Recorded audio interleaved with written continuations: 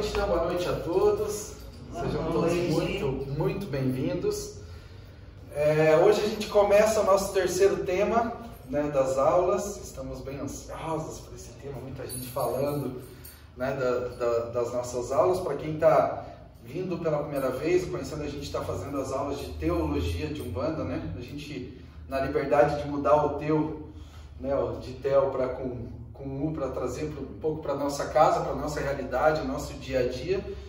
E a gente dividiu, né, as nossas aulas em 4 temas, e agora a gente vai entrar nesse terceiro. Começou no início do ano, né, essas aulas. Então, e é bem importante, toda aula a gente começa falando um pouco isso, que esse material que a gente desenvolve aqui, essa aula que a gente multiplica, ele não tem objetivo nenhum de ser algum material para formação, né, teórica, ou questionar verdades sobre Umbanda ou sobre formas de acreditar, mas sim dividir o que a gente vive e o que acontece aqui dentro do nosso chão, né? E é sempre bom, esse slide também faz parte de todas as nossas apresentações. A gente fala essa frase do Leonardo Boff, que toda vista de um ponto é a vista de um ponto, né? Todo ponto de vista é só a vista de um ponto. Então aqui a gente divide exatamente o que a gente aprende no nosso chão, o que a gente aprende nas nossas conversas, tudo que a gente troca, para que a gente leve isso de uma forma, o objetivo das aulas é que a gente leve de uma forma um pouco mais clara, que a gente possa sentar um pouco e ouvir sobre as coisas, sobre as práticas que a gente vê acontecendo aqui. Às vezes a gente fica com dúvida para perguntar, às vezes não é o momento, mas é o momento da gente refletir um pouco sobre isso. E como eu falei, a gente dividiu esse ano, né, a aula de 2022 tem esses 4 temas. A gente começou já falando sobre o ser Umbanda, passamos pelo chão de terreiro e hoje a gente entra no Orixás e 7 linhas da vida, para depois a gente finalizar esse ano com firmeza, assentamentos e altar. E relembrando um pouco, todo começo de tema, né, é bom a gente relembrar o que a gente viu. Então, quando a gente fala sobre o ser Umbanda, a gente trouxe um pouco da origem, né, um pouco do que forma, né, desde a origem da palavra, ou tantas coisas sobre a religião, que a gente olha a Umbanda por tantos olhos e esquece de olhar pelos próprios olhos da Umbanda, né? Então a gente falou muito da diáspora africana, falamos da diáspora europeia, falamos da origem, né, dos povos originários que formam, né, esse tripé cultural, esse tripé de força, independente da forma que tenha acontecido, mas que formam, e a gente vê isso acontecendo dentro da Umbanda, né? Então a Umbanda, para a gente começa, né, a gente começou falando muito na diáspora africana como a dança que cura, a dança no movimento, que vem desde os pontos.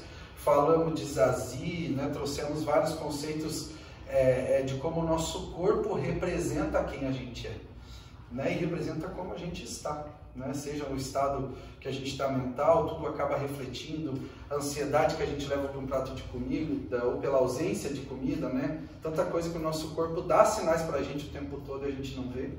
E a Umbanda, como a arte da cura, né, a arte ela é uma expressão, a arte ela é um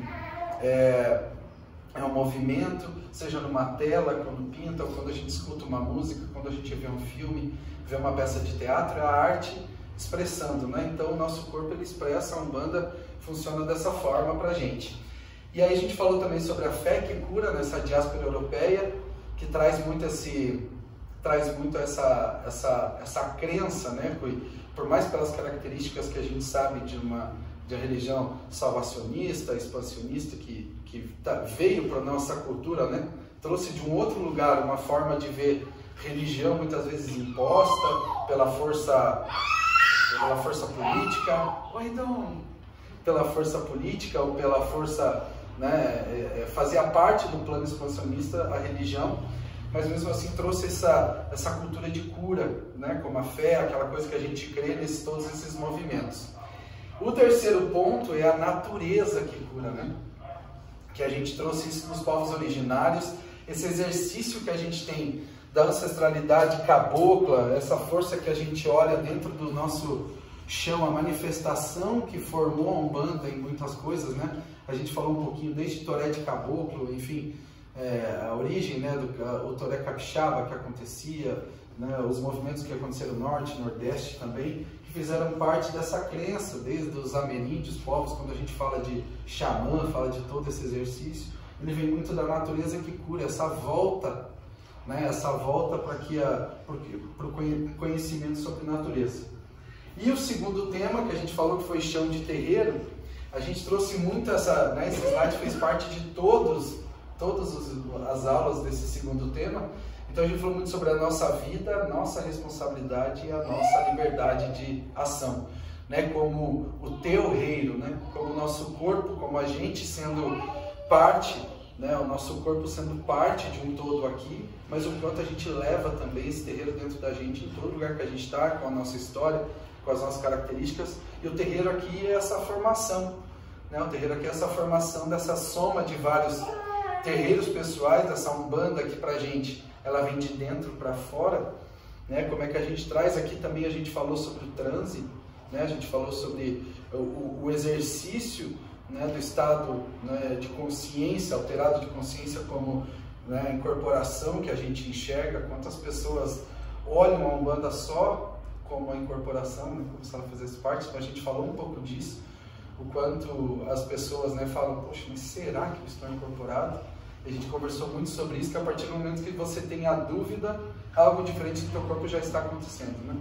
Então, para tirar um pouco o estigma sobre isso, para a gente se preocupar, não é nenhuma preocupação, mas quem sabe a gente ficar muito mais atento ao que acontece com a gente, a partir, né, os sentimentos que geram na gente, a partir daquela manifestação que vem através da música, aquela manifestação que vem através da fé, aquela manifestação que vem através de uma palavra, né? Então, assim, uma manifestação cultural que gera na gente algum tipo de emoção, algum tipo de sentimento, para que a gente possa se descobrir. Então, vamos a esse terceiro tema, Orixás e Sete Linhas da Vida. Orixás é muito interessante a gente falar disso, né? Quando a gente fala de orixá, não tem, a gente entrou um pouquinho nesse tema quando a gente falou de diáspora africana. Lógico, o objetivo aqui não é entrar a fundo, poxa, explicar a origem do orixá lá na África, enfim, de todos esses pontos, e não é esse orixá lá da África, ó, seja ele um olhar, né? Eu estou olhando orixá como divindade, então eu posso trazer, seja orixá ou seja um inquice, não adianta a gente achar que é exatamente isso que a gente cultua dentro de um terreiro de umbanda, mas isso faz parte da origem do que a gente fala, palavras que a gente usa, né? Seja palavras que vêm lá do lado quimbundo, como a própria umbanda, que vem do lado, né, de inquice, dos povos bantus, ou até palavras que a gente fala como os orixás, oxóssi, né, que vem lá do povo iorubano, que faz parte do nosso vocabulário, mas que, quem sabe, foram ressignificadas por uma prática que acontece aqui chamada umbanda. Então, quando a gente fala de orixá como definição, orixá é como se fosse o senhor da nossa cabeça, né? Ori é a palavra iorubá para cabeça, Ixá como vida, como movimento, como a divindade, né, que habita dentro da nossa cabeça, a divindade que transforma a nossa cabeça. Então é muito bom, porque aqui vem do conceito de Olorum, né, Olumarek, quando na descoberta das forças da natureza, né, observando a natureza, as pessoas entenderam esse movimento de criação, esse movimento que acontecia na natureza, quando lá plantava a sementinha, nascia uma planta, a planta morria, voltava para a terra, adubava aquela terra, né? O movimento de vida fez com que cada espaço desse ganhasse uma divindade dentro daquele caminho, né? Ele ganhasse, então, era o senhor da árvore, era o senhor da natureza, o senhor das águas, a senhora, né, das águas. Então, toda essa interpretação faz parte no movimento, né, escravacionista que teve no Brasil quando os africanos vieram para cá. Naturalmente eles trouxeram, e a gente já escutou muita história, né? Por exemplo, o orixá foi cultuado embaixo da terra, dentro dos ibás, né? Ficava embaixo da terra porque o senhor não podia ver, e botava uma imagem católica em cima, e o sincretismo estava construído, né, a partir do sincretismo dos santos católicos. Mas isso fez muito mais, esse foi muito mais um movimento para tentar explicar que também os orixás eram como santos católicos, do que realmente alguma coisa, né? Isso era uma tentativa, no meu ver, de uma apropriação cultural, um apagamento cultural do que a gente estava vivendo. Né? Então eu trouxe esses dois para a gente ter essa comparação, porque hoje dentro do terreiro a gente fala nomes que são iorubás. Quando a gente fala de Oxalá, quando a gente fala de Ogum, quando a gente fala de Orixá, a gente está falando dos nomes iorubás. E para a cultura iorubá, Orixá são divindades que habitaram a terra lá em tempos antigos, né? Vieram aqui para a terra e construíram os elementos. Então cada orixá ele ficou responsável, cada orixá ficou responsável por uma parte da natureza, por causa da vivência, né? Oxóssi estava lá no meio da mata, então, né, tinham tantos, e para a cultura iorubá são 400 orixás, né? São muitos. Então, aonde eles tinham um movimento que não digo que não eram explicados, mas que dentro da visão deles acontecia por uma força natural, lá estava um orixá, né? Lá estava uma força. E quando a gente vem para o lado banto, né? Quando a gente fala dos inquices, que daí a gente já fala, né, de Zambi como criador, Zambi na verdade se dividiu pelas forças da natureza para os orixás, para que eles, como divindades que nunca habitaram a Terra, né? Então como seres que a gente fala encantados, né? Que formaram, que são referências, ou que são divindades, referência naquele assunto, seja ele a mata, seja ele as águas, né? Seja ele qual for o reino, né? Seja da evolução, da tecnologia, do movimento, tudo tinha uma referência no inquice. E hoje na Umbanda a gente vive, né, quando a gente vai falar de orixás na Umbanda, a gente vive exatamente o que? A gente chama os orixás com o nome iorubá, né? A gente usa a linguagem iorubá, mas a gente interpreta o orixá como se ele fosse um inquice, uma cultura banto dentro da Umbanda. Eu só quis trazer esse ponto, é uma parte um pouco mais teórica, não vou entrar muito a fundo, mas para entender que o que é formado hoje, o que a gente chama de orixá, você pode buscar referência, poxa, na África, não, mas eu vi algum, vem da África, com certeza. A gente não consegue parar e imaginar um Ogum que não seja um Ogum de pele preta, de força, que traz essa cultura africana, mas o que a gente enxerga nele hoje, a formação dele dentro do terreiro, eu não posso falar que ele é o mesmo orixá que é cultuado na África. Ou eu também não posso falar que ele é o mesmo inquice cultuado na África. Tanto que quando a gente fala de orixá na Umbanda, a gente já falou dos marcos aqui, né? Pode ser desde lá de Luísa Pinta, né? Uma nigeriana que começou a fazer cultos parecidos com Umbanda lá atrás, quando a gente falou de origem. Todo mundo quer dar uma explicação, né, de onde surgiu a Umbanda. Ou a gente fala de Tata Tancredo, com a Umbanda Molocô, muito antes de Zé de Moraes, né? Que fez essa antagonia com o Zé de Moraes no início do século XIX, ou falar do próprio Zé de Moraes com o Caboclo das Sete Encruzilhadas, falando da Umbanda Branca, Umbanda Sagrada, Umbanda Iniciática, né? como separando Umbanda Branca de Umbanda Negra, como se fosse coisa boa e coisa ruim, interpretação espírita cristã para Umbanda. Nesse momento não se falava de orixá nem parecido com o que a gente fala hoje, não era nada nem próximo. Né? Tinha muita gente que falava assim, eu vou trabalhar com orixá, e aí vinha o caboclo.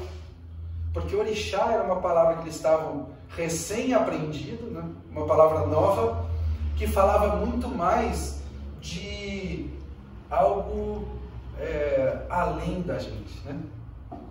Eram divindades, eram forças, nossa, muito obrigado pela vida. Né? Eram forças que não se explicava. Era aquela manifestação que acontecia na garagem de casa, era a pretinha velha, era os mestres, né, o mestre de juremeiros que estavam vindo do norte para o sudeste, era uma explicação. Então falava muito orixá como vocabulário de entidade nesse momento. Então ele começou a ganhar uma característica de orixá, começou a se colocar como divindade, quando a Umbanda, depois ali da década de 40, que a Umbanda precisou, né? Ela precisou de uma validação social, então teve lá os primeiros congressos de Umbanda, coisa que a gente já falou bastante nas aulas. Né? Esse congresso, as pessoas começaram a defender teorias sobre a Umbanda. Não, mas de onde que é a Umbanda? Ela era que religião antes, né? O que ela é?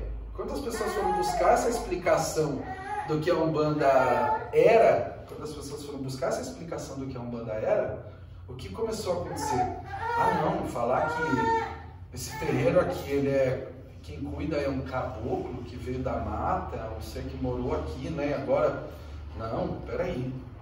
Ah não, é um preto velho, que era escravo, e agora cura aqui as pessoas. Não, mas como assim? Não, precisa ter uma força maior, né? Qual que é o Deus desses caras, né? Qual que é a divindade maior aí? Então começou a se buscar no passado, né? Começou a se buscar no passado uma força que fosse além da Umbanda. Uma força que fosse além do caboclo, que fosse além do preto velho, né? Que fosse além dos Exus que já se manifestavam em terreiro de Umbanda, é uma força que fosse além. Então foi explicar através de Orixá a conexão sagrada da Umbanda com divindade, né? Como se fosse uma chancela mesmo. Não, fica tranquilo, esse terreiro que é bom porque, poxa, tem força de Deus aqui dentro, né? Não é simplesmente só esse Exu aí tranca-rua que fica fazendo esses trabalhos com a galera, né? Então, assim, começou a buscar essa validação e naturalmente a gente traz isso, fez parte da história da Umbanda. Então, os orixás, como divindade, eles acabam tendo muito esse papel de construção de um lugar de sagrado, né? Um lugar de... Por isso que a gente chama com o nome Yorubá, quando a gente fala lá, poxa, Ogum é o nome Yorubá. Mas a gente trata como se ele fosse um ser encantado, que nunca habitou a Terra, que, né, a gente traz ele como propriedade de força para a nossa vida, como se ele fosse ele não é, como a gente fala, né, de próprio de Yansan, ela não é a dona dos ventos, né? Ela é o vento, né? Iemanjá para a gente não é as águas do mar, ela não é a dona das águas do mar, ela é a água do mar, né? Então quando a gente começa a trazer, isso são inquices, né? Isso é uma interpretação, e lógico, uma interpretação livre e nossa, pode ser que as pessoas vejam de forma diferente, por isso que eu falei que o objetivo não é aprofundar nisso, mas entender como se formou essa divindade dentro da necessidade da Umbanda, né? Nunca se vê, e vocês podem perceber isso dentro da gira, por exemplo, um caboclo, preto velho, se chancelando no orixá. Pelo contrário, ele sabe daquela característica aqui, do que acontece no terreiro, ele se apropria, né?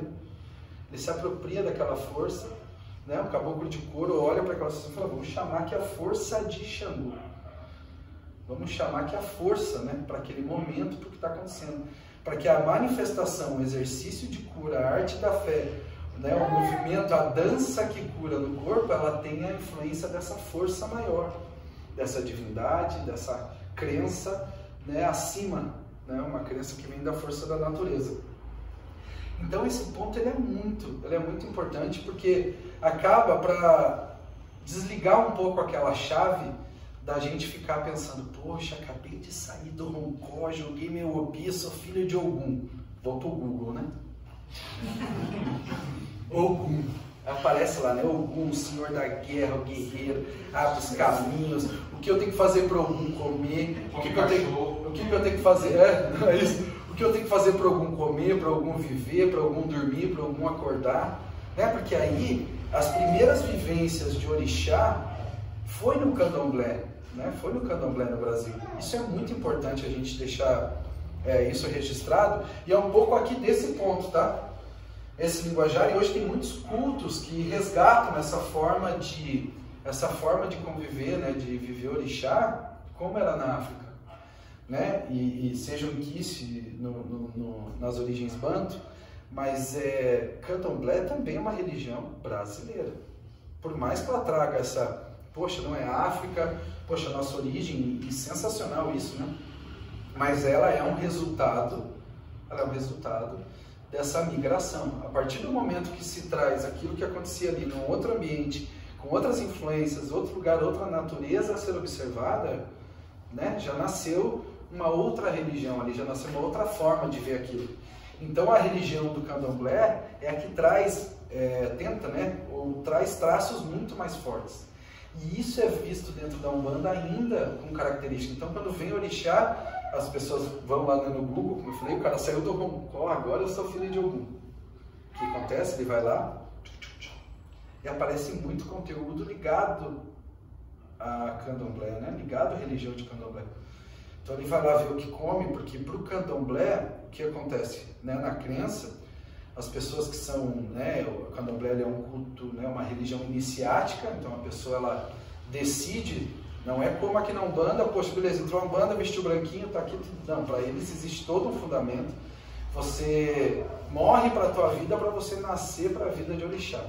Né? Você faz eles chamam de deitada, chamam de iniciação, né? Tem vários nomes para raspagem, né? Vários nomes, onde você nasce o orixá no seu olho.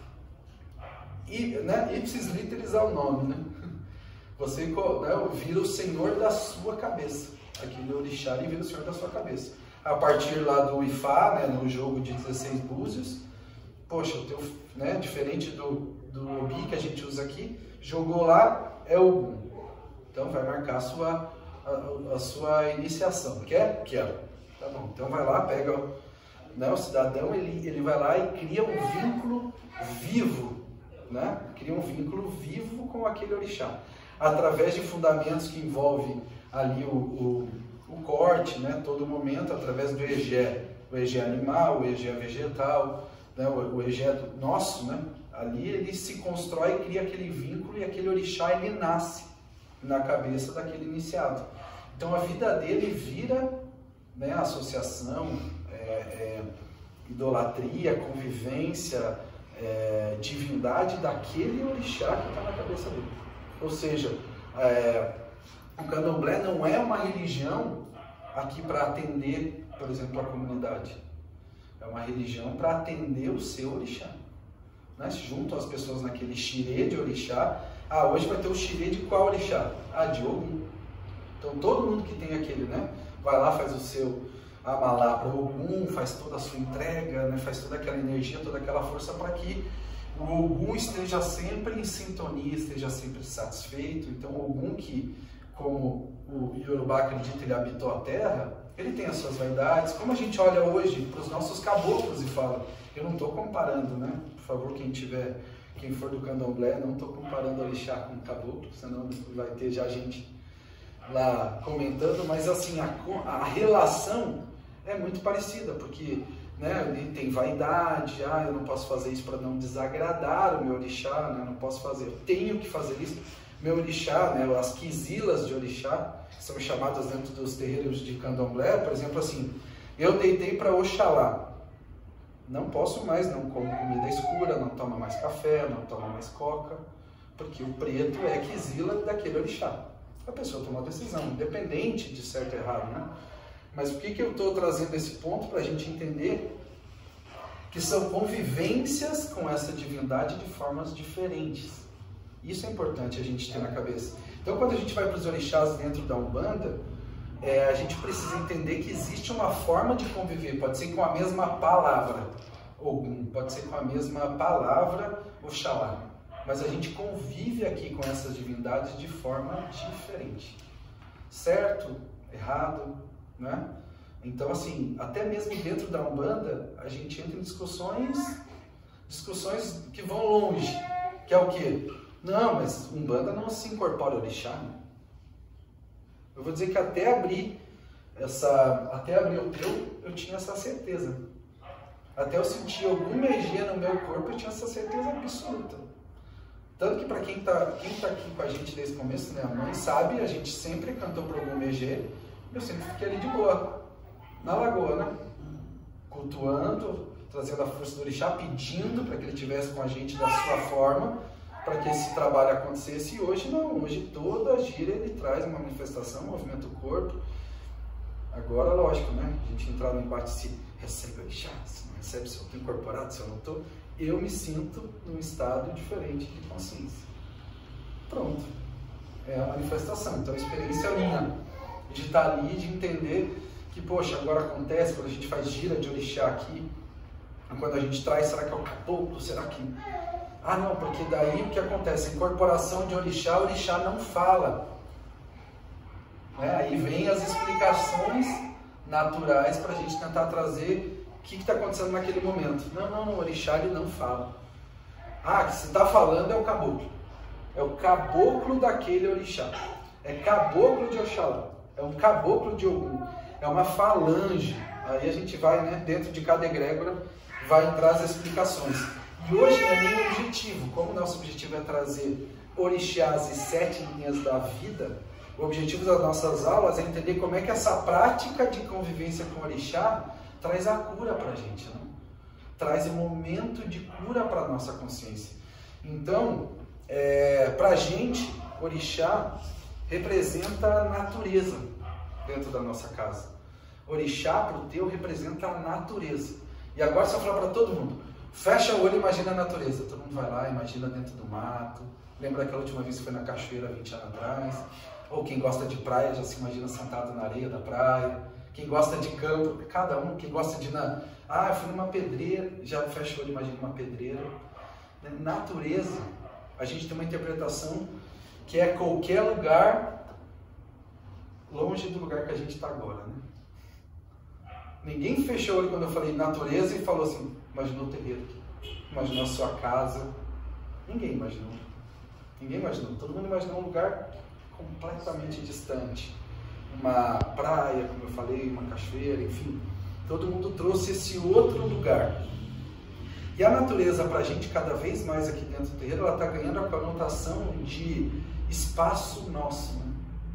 A natureza está ganhando cada vez mais um espaço de características nossas, né? Aonde que é o nosso canto, aonde que habita um lugar que ele é só nosso, com as nossas características, né? Com o nosso jeito. Igual a gente quem se muda para casa a primeira vez, vai lá, junta um dinheirinho, compra quadro e pinta a parede desse jeito, né? O que a gente faz com a nossa natureza? Que hoje a gente passa muito mais tempo preocupado às vezes com a natureza do outro, de como a gente quer deixar as coisas, com as coisas que são fora. E como a gente fala que a Umbanda pra gente, ela nasce ou ela se movimenta de dentro para fora, é tudo que acontece dentro da gente. Se a gente quer que para fora as coisas aconteçam de um determinado jeito, ela tem que começar dentro. Então, como a gente falou no terreiro, né, como é que será que a gente varre, né, o nosso terreirinho aqui interno todo dia? Será que a gente cuida, a gente zela pelo que é nosso, zela pelo nosso corpo, zela pelas coisas que a gente faz no nosso corpo, seja trabalhar na exaustão, seja com vícios, seja com excessos, né? Não importa. O que a gente faz com o nosso corpo é o que a gente faz um pouco com a nossa natureza.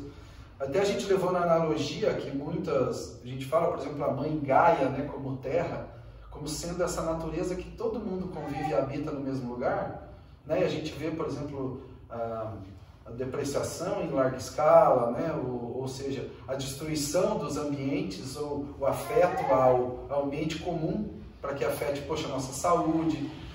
Lugar que tem muita poluição, você não consegue, né, respirar direito. O quanto a gente, como humanidade, está fazendo com a Terra é levar um pouco para dentro o que a gente está fazendo com a nossa natureza, né? Esse pedacinho que habita dentro da gente, seja essa cachoeira, seja a nossa casa, seja esse ambiente que a gente chama de nosso, está ganhando cada vez mais o nome de natureza dentro, né, da nossa casa. E essa natureza, né, então, como a gente falou, para o povo iorubá são 400 orixás, 400 à esquerda, 400 à direita, né, todo lugar. E aí a gente fala, poxa, no Brasil a Umbanda tem Umbanda que cultua ou que traz 16 orixás, 21, 12, 14, 11, 9, tem terreiros de todos e a gente pode, lógico, falar a fundo de todos. A gente aqui na nossa casa, a gente traz 7 orixás. A gente traz a força de 7 orixás. Mas e como é que vai ser? Poxa, eu fui lá no outro terreiro e eu sou filha de Obá. Agora eu vim aqui pro teu, como é que vai ser? Tudo bem, você vai ser filha de Obá. A gente vai jogar o Obi, pode ser que apareça para você que você é filha de Ogum, que você é filha de Ansã, que você é filha de Xangô. E tudo bem, porque a interpretação da gente ser um filho único e se caso a gente erre o nosso orixá na cabeça, vai desvirar tudo, a nossa vida vai andar para trás, tudo errado, é o pensamento do candomblé. É o pensamento do candomblé. Vai que eu errei o orixá. Meu Deus, e agora? Tudo a vida vai andar para trás. Isso é o pensamento do candomblé, que tem essa associação direta a uma divindade, e a forma deles, lógico, e que você não pode errar. Ou justifica-se ainda muita coisa do que aconteceu de errado na vida, mas também eu fui lá no outro terreiro, fiquei 10 anos naquele candomblé, que eu era filho de Yansan. Agora, que bom que eu sou filho de Iemanjá, então a minha vida agora está andando para frente. Porque a Iemanjá está de bem comigo. Porque quando eu falei que era Yansan, a Iemanjá ficou brava comigo. Aí a minha vida começou a não andar para frente, né? Começou a dar, isso é um pensamento do candomblé, e tudo bem, mas não é o pensamento nosso aqui dentro do teu. A gente respeita, lógico. Pra gente, quando a gente chama os orixás de força da natureza, são as propriedades ou as características que a gente vê, ou até trazendo para o entendimento, é uma tangibilidade dessa natureza abstrata que a gente fala, né? De e tantas forças, quando a gente faz uma explicação mais filosófica, é quem aterriza um pouco para a gente a interpretação de natureza. A interpretação de elementos, a interpretação do convívio, né, com a natureza. Né? Então, quando eu falo até de 7 orixás aqui, eu não estou falando de Exu e não estou falando de Pombogira, porque também é tratado na casa como as forças da natureza, de orixá, força de movimento. Mas se colocar aqui junto, aí vai naquelas interpretações todas, meu Deus, mas será que é o Exu orixá? Mas Exu orixá não é só no Inquice. A gente vai começar a explicar de novo aos olhos de outros cultos, e que existem outras religiões, e tudo bem. Mas o que acontece aqui dentro, a gente enxerga o orixá como essa natureza. A natureza que mora os nossos receios, a natureza que mora os nossos sonhos, a natureza que mora né, as nossas características, as nossas qualidades, o nosso jeito de ser. E por isso, e aí, quando você vai a fundo em orixá, na desconstrução para virar o orixá de Umbanda, vamos assim dizer, aí vem gente que joga horóscopo aqui dentro, né? Entendi. Certeza que você é aquariano, é filho de Ogum. Né? As pessoas começam a classificar da mesma forma, não, fiz teu mapa astral e você é filha de Oxalá. Né? Aí vem outras interpretações no caminho para tentar de novo, como estava lá no candomblé, colocar de novo em alguma classificação ou alguma explicação. Em alguma explicação. Para a Umbanda, não tem aonde, e eu posso, né, e até quem tiver essa fonte, por favor, divida comigo, para que a gente vá crescendo, né, e aprendendo cada vez mais, mas não encontrei uma lógica na Umbanda que faça sentido para explicar o orixá da forma que a gente enxerga dentro do culto. O quanto a gente vê o caboclo se apropriando hoje de uma força de Ogum para abrir caminho para o profissional, para aquela pessoa que está ali, e ao mesmo tempo está com Oxum, porque é para a prosperidade, que a pessoa, poxa, encantamento de vida, autoestima, crescimento, né? Vai colocando aquela força em movimento para que aquilo aconteça de alguma forma, né? Então, quando a gente fala desses 7 orixás, e por que não é 21, por que não é 18? Porque no nosso ver, esses 7 já contemplam tudo que a gente anseia. Mais do que falar do que a gente precisa, do que a gente quer, é mais do que a gente anseia. Né? Onde que está? Se a gente conseguir, de alguma forma, conviver ou entender essas 7 forças da natureza na nossa prática, que seja na Umbanda, ou a nossa prática de vida, a gente já está muito bem. A gente já está bem bacana. Esse exercício está fazendo há muito tempo, mas a gente sempre esquece, né? Então, se isso se constrói de alguma forma dentro da gente, já é um avanço nesse exercício de autoconhecimento muito grande, muito grande. Então, quando a gente fala, por exemplo, e isso é interpretação de cada lugar, pode ter interpretações comuns, pode ter interpretações diferentes, e tudo bem, e tudo bem. Quando a gente fala de orixá, aí entra várias coisas. Poxa, a cor da vela, né? Nossa, você acendeu a cor errada. O orixá vai te quizilar. A palavra quizila dentro do terreiro de Umbanda ela não faz sentido nenhum, mas ela existe. Ela existe, né? Porque é uma quizila do orixá, que vem do candomblé. Então, quando a gente fala aqui, a gente Iemanjá pra gente. Iemanjá é a deusa, é a rainha, é a poderosa, é as águas do mar. E o que as águas do mar significam para a gente? Significam, ele nunca é a mesma coisa, ele traz um pouco na nossa vida, ela é um colo, né? Ela é um colo do desespero. Quando a gente traz, é a mãe, né? A mãezinha do terreiro. Ela é aquela característica forte da presença materna, do sagrado feminino, como, sabe aquela vontade que a gente quer voltar para dentro da barriga da nossa mãe, né? Fala, me volta, por favor. Aqui fora tá tão ruim. O único lugar que eu tenho para voltar é ela. Quando você quiser voltar para dentro da barriga da sua mãe, quem você vai encontrar vai ser Iemanjá. Dentro da nossa interpretação. É de como a gente vê ela dentro do chão da nossa casa. E a gente representa ela hoje no altar por uma imagem de uma santa, ou não, porque essa imagem ela é brasileira, é uma mistura da Nossa Senhora dos Navegantes com uma Iemanjá totalmente umbanda, misturada de vestido azul claro, então a sua vela também é azul clara, e tudo isso a gente vai construindo essa imagem dela. E o que eu falo dessa desconstrução, não, sempre o respeito de onde vem a palavra orixá, é bom você saber, ela é iorubá, ela veio da África, mas saber que o que acontece aqui dentro, quando a gente fala de Iemanjá, porque eu comecei com Iemanjá, Iemanjá é o orixá mais famoso do Brasil. Você vê imagem de Iemanjá dentro de igreja católica, né? Você vê a imagem, e ela não é uma imagem católica, ela é uma imagem da orixá de Umbanda, chamada Iemanjá. Olha só, né? E aí, muita gente vai falar, quem traz esse culto e o ponto é certo, olhar e falar assim, como que uma orixá vai ser branca? Né? Se ela vem da África. Está certo. Está certo. Poxa, mas ela está com estrelas na mão. Aí você vai entrar no significado, ela carrega uma estrela. Né? A estrela tem tantas características de iluminação, de caminho. E aí a gente até tem uma outra imagem ali, ó, já de Iemanjá, inclusive até com um tridente na mão, né?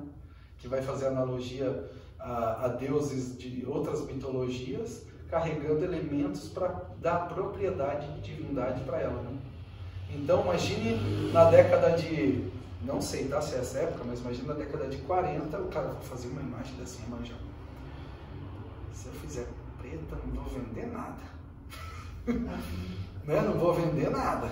Porque, poxa, na época era uma banda branca, dava mais, né? Era o pop.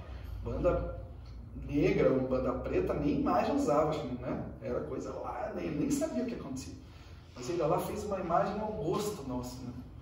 E a Umbanda, ela carrega um pouco essa característica de ser um pouquinho ao nosso gosto, mas o quanto a gente não pode se perder do que a gente realmente é, né? E saber que essas coisas acontecem. Então, Iemanjá, a gente bota a nossa velinha azul clara. Ah, mas já fui num terreiro que ela era amarela, a vela. Tem. Ela era branca com azul. Ah, mas ele tem que ser azul claro e é esse tom de azul claro. Então, a gente, como força da natureza, a gente entende que ela é uma força. E aí vai entrar uma interpretação importantíssima para o orixá, que quando a gente vai falar um pouquinho no final para terminar sobre divindade, que é como que a gente cria essa relação ainda aos olhos de outras formas de olhar a divindade, né? De outras formas de contemplação de divindade. E aí a gente vai para Xangô, né? A gente vai para Xangô. Xangô na história foi o orixá coroado, ele foi rei, né? O orixá rei, os itãs falam muito de Xangô, porque os itãs vêm muito do reino do Congo, que é o reino de Xangô, né, na África. Então são muitas histórias que ensinam pra gente muita coisa sobre ele e o quanto ele como divindade, ele traz para dentro do nosso terreiro e para muitos lugares a justiça. E aí quando a gente pensa em justiça, já está lá Xangôzão sentado no lugar do juiz, né, numa plenária, com o martelinho na mão, falando, culpado. Não, para você eu vou absorver. Deixa eu ver você. Culpado. Né, a gente já imagina, já bota até aquele cabelo branco, né, sabe, aquela peruca branca que o juiz usa, bota lá no Xangô, porque a gente quer que ele... E aí a gente vai lá e pede justiça pela gente. E a gente pede justiça como? Como se a gente fosse o advogado ou o promotor, né? A gente fala, não fui eu, foi a Terezinha. Esse crime aí, esse pecado, esse acontecimento, Xangô, não fui eu não, tá? Foi a Terezinha, mas eu não queria falar alto aqui, porque... né? Mas, ó, meu pai, eu quero justiça, tá para mim. Eu quero justiça para mim, né? Eu vi, foi escondido, estão me acusando errado, eu tô recebendo mérito junto porque eu sou filho dela, né? Eu acho que é a farinha do mesmo saco, mas não é ela, tá? Ela, não sou eu não. Né? Então a gente busca a justiça a esses olhos. E será que essa é a justiça que Xangô traz, né? Quando a gente fala em divindade? Xangô fala muito sobre o justo, né? Da origem da palavra, né? O justo para nós. O quanto quem é filho de Xangô vive na pele os momentos, né?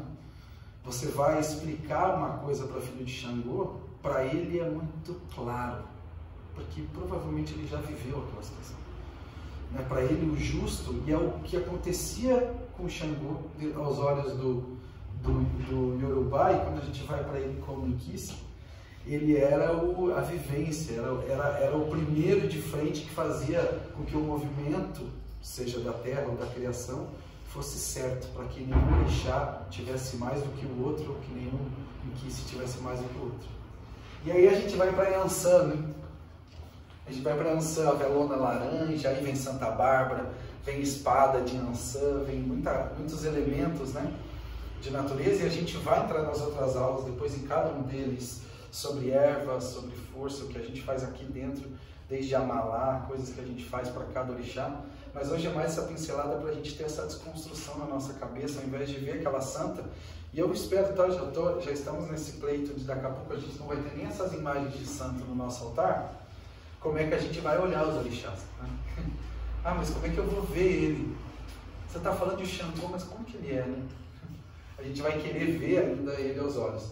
E Yansan, como eu já falei, em Yansan, quando a gente fala do vento, a gente fala do movimento, fala do Hiroshin de Yansan, lá no ponto do caboclo pedra preta, né, o boiadeiro, que vem na nossa casa, o caboclo de couro, né, ele fala que o Hiroshin de Yansan, eu nunca vou ficar perdido. Né? Nos Itãs, e Yansan sempre traz aquela sabedoria de direcionar os perdidos. E aí, naturalmente, vem os perdidos o quê? Os espíritos caídos, os que são ruins. Então, ela se tornou até guerreira nisso, porque ela combate o espírito ruim.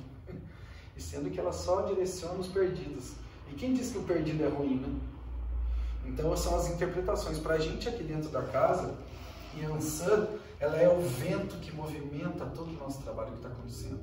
Né? Quando a gente entende que na nossa gira ela está só assim, ó, a gente vem aqui os caboclos de Yansan, vem a força de Yansan para movimentar tudo o que está acontecendo. Ela como uma guerreira da energia, uma guerreira da força da nossa casa, né?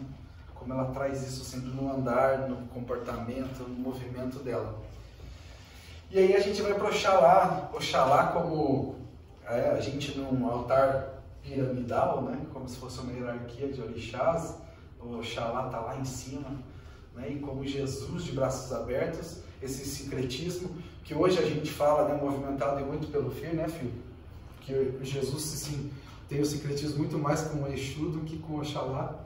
Quando a gente vai a fundo, vai entendendo. Mas nesse altar hoje, quando a gente fala Oxalá, muito mais por uma força criadora. Oxalá tem uma característica de criação, associado às nossas origens, associado à nossa ancestralidade. Oxalá ele traz aquele conforto de quem a gente era, né? Oxalá, dentro do seu desdobramento que a gente canta aqui para muitos orixás, traz a saúde, né? Ele traz a força, né? Traz o orixá. Quando a gente abre a nossa gira, a gente aciona o orixá com uma força criadora, né? Com a responsabilidade do desdobramento da natureza.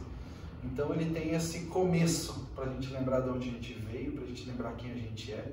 Oxalá tem muito isso no coração. Ah, mas ele é o branco, né? Ah, então ele é a paz. Ele é tão lindo, é tão bom, né?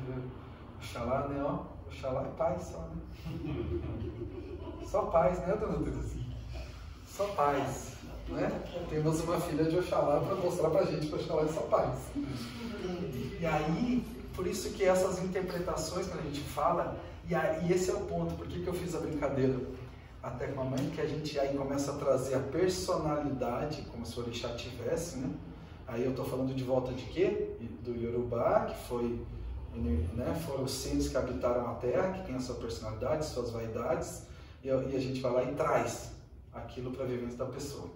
A pessoa vai e joga no Obi, ah, você é filho de Oxalá, sabe?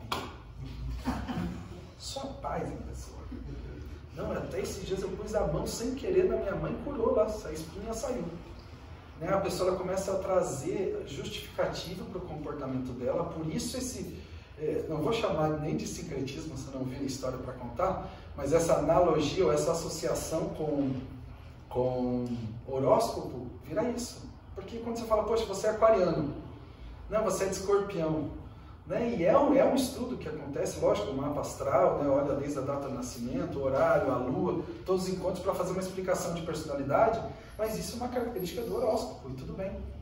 A gente não vai num búzio, e muita gente procura isso, e vocês não sabem quantas mensagens eu recebo. Ah, eu quero jogar búzio, para quê? Para saber qual é o meu... Quanto tempo tá? Que a tela está escura. 15. Fala. É a terceira vez. Ah, terceira de 15. Aí ele vai lá e fala assim, né? Eu tô... Como é que fala? Eu quero jogar porque eu quero saber qual é o meu orixá. Né? Eu quero jogar búzio para saber qual é o meu orixá, para tentar explicar como eu me comporto. Porque aí vai fazer sentido. Aí sim vai fazer sentido. Então isso é muito importante para a gente ter na cabeça, que orixá não é signo. Né? Não é signo, o horóscopo é uma cultura muito forte, tem as suas propriedades, sua cultura, sempre com todo respeito, mas não é como orixá. Quando a gente vai para Ogum, e eu sou filho de Ogum, não tem muito falar, todo mundo fala, eu tive essa oportunidade muito legal de já jogar o búzio do candomblé, eu já joguei Obi com mãe de santo de candomblé, já joguei ponteira, e todas as vezes que eu já li borra de café, muita gente, você é filho de Ogum.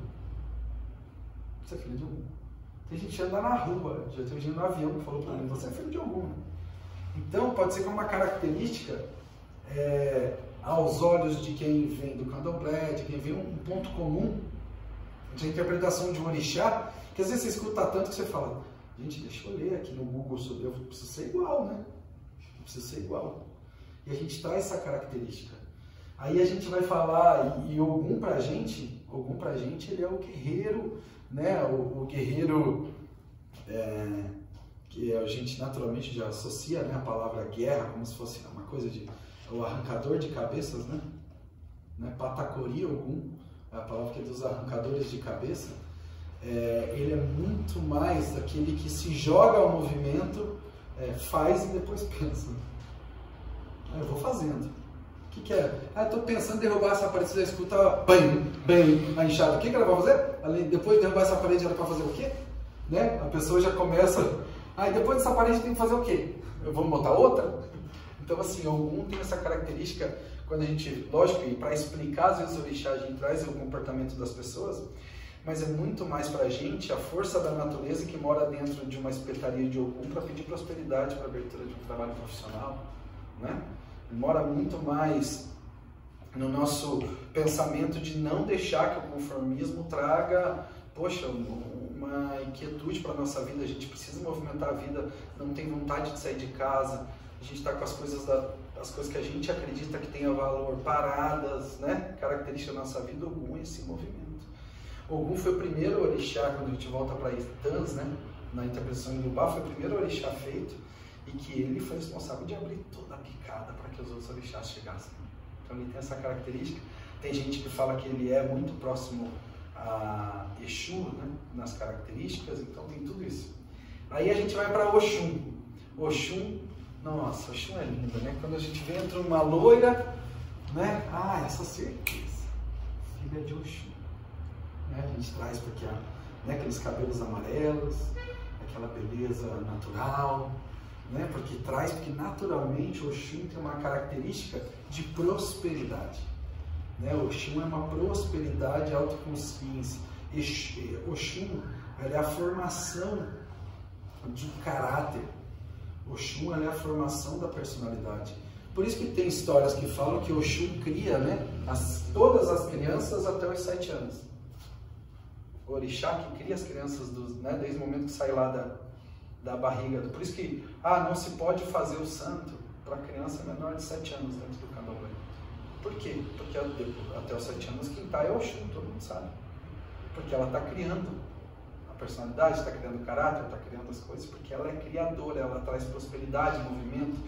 Quando se está numa gravidez, né, se faz a mala né, se faz uma ebó para Oxum, para que traga prosperidade naquela gravidez, para que tudo aconteça, né, para que tudo cresça.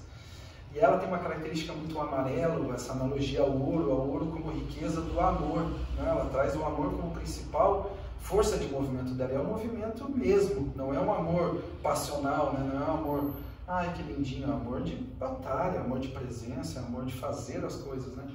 Então, de batalhar pela prosperidade.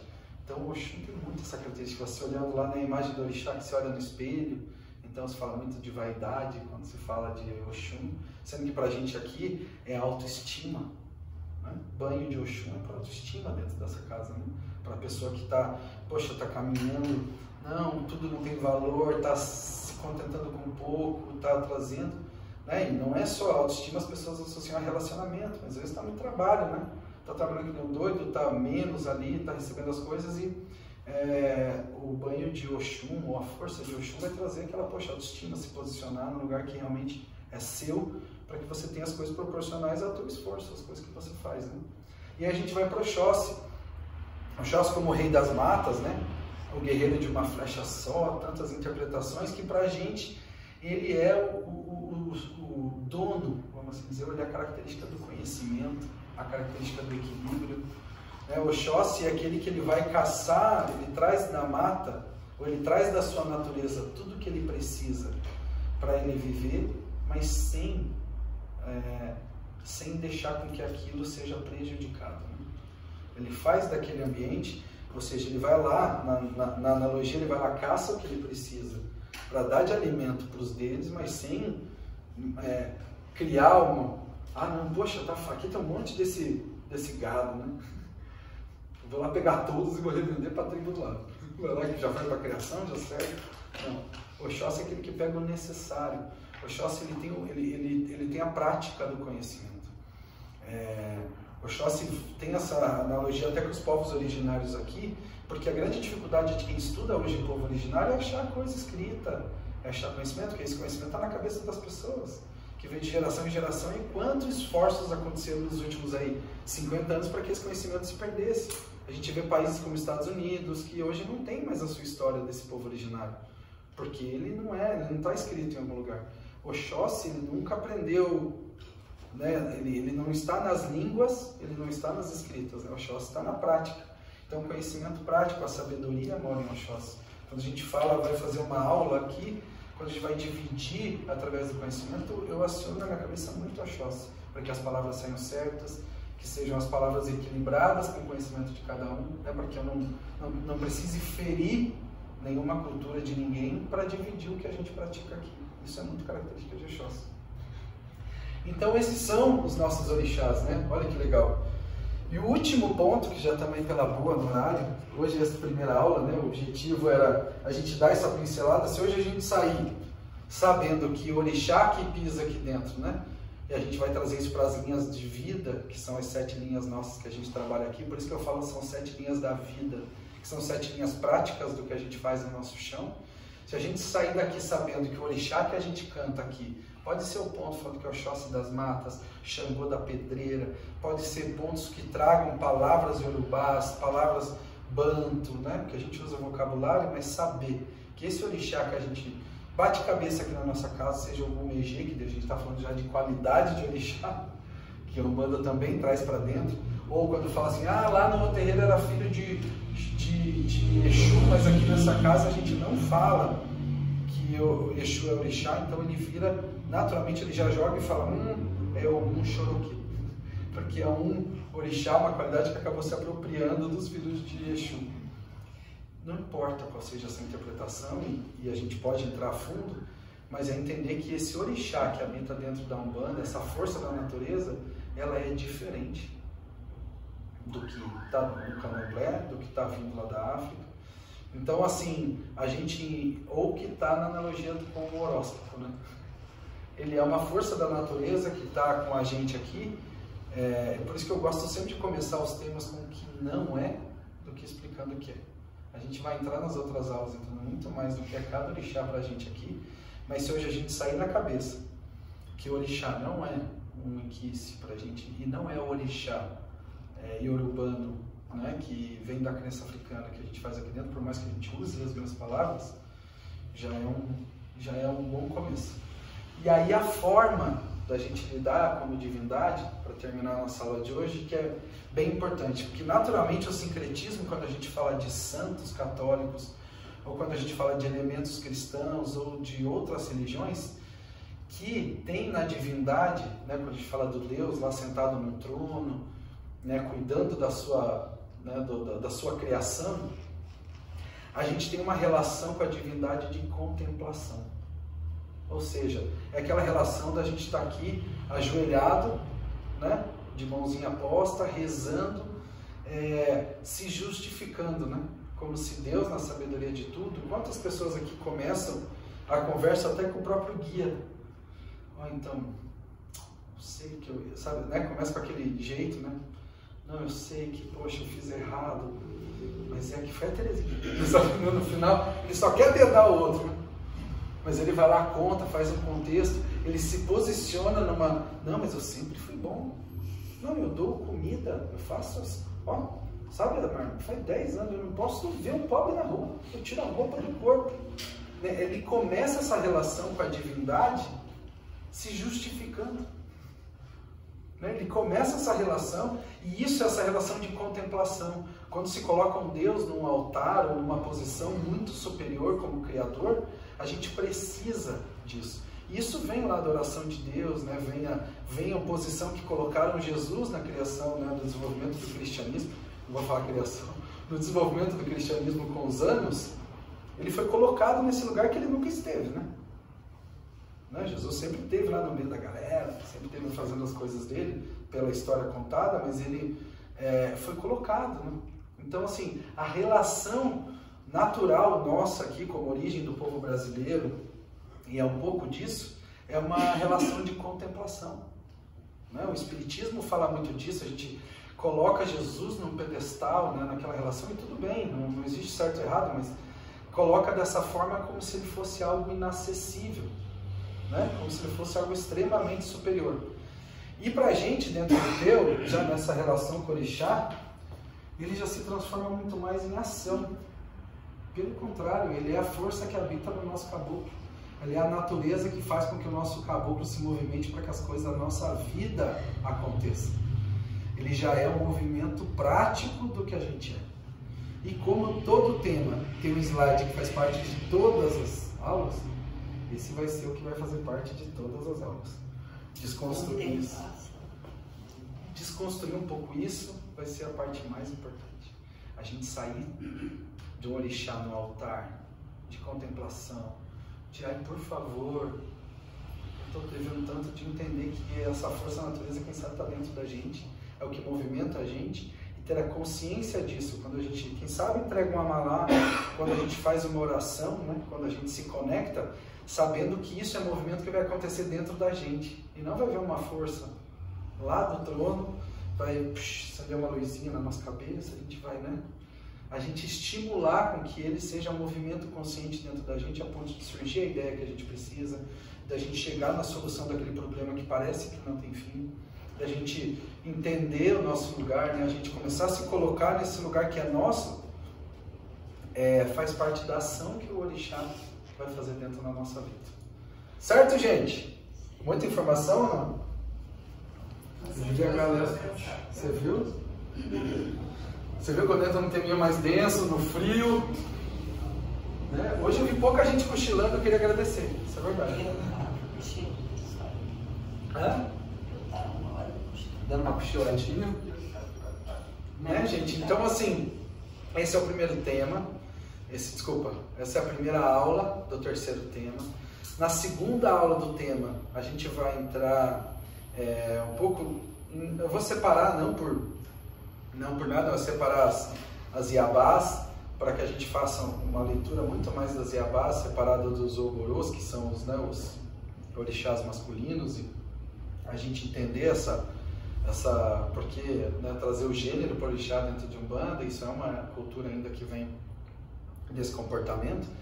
Mas na construção dessas aulas a gente vai entrar um pouco a fundo na próxima, né, das Iabás, depois a gente vai entrar nos orixás, na terceira aula. Na quarta a gente vai fazer muito mais, entrar muito mais a fundo nessa parte da interpretação, sair da contemplação para ir no movimento de ação, entender o quanto isso faz parte, são as 7 linhas da nossa vida como complemento do que a gente é, entendendo as nossas fases.